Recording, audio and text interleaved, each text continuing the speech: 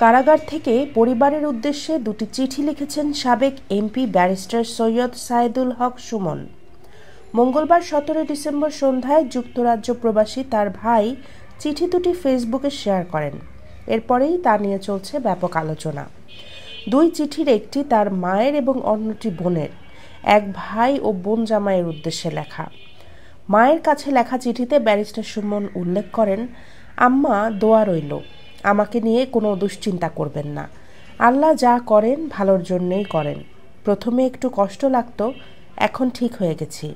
নিয়মিত নামাজ, কোরআন শরীফ পড়ি। বাংলা তর্জমা করা কোরআন পড়তে অনেক ভালো লাগে। আপনি নিজের শরীরের প্রতি খেয়াল রাখবেন। সারা জীবন আপনাকেই বেশি কষ্ট দিয়েছি। অনেক মোটা বাচ্চা হওয়ার কারণে আমার জন্মের সময় আপনাকে কষ্ট দিয়েছি। এই ৪৫ বছর বয়সে এসেও আপনার টাকায় আমার পরিবারের বাসা ভাড়া হয়।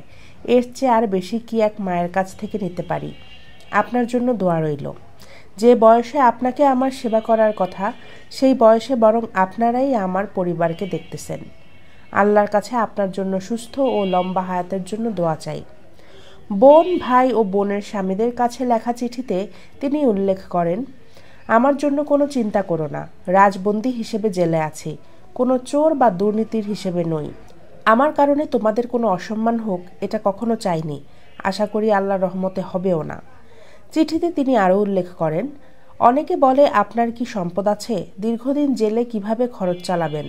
আমি উত্তর দিই, আমার বেশি সম্পদ না থাকলেও 5টি বোন আছে, একটা ভাই আছে, এটাই আমার বড় সম্পদ। শুধু জেল কেন, আমি পৃথিবীতে না থাকলেও আমার কোনো আফসোস নেই।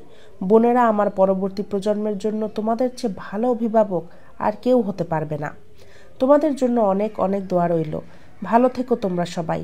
আল্লাহ চাইলে দেখা হবে শীঘ্রই। সুমন, কাশিমপুর কারাগার থেকে।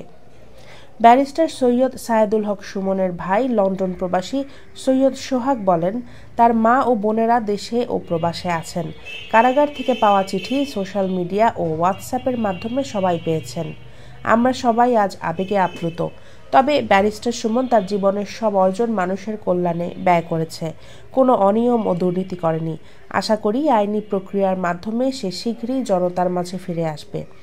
বৈষম্য বিরোধী ছাত্র আন্দোলনের হামলার মামলায় কাশিমপুর কারাগারে আছেন ব্যারিস্টার সুমন।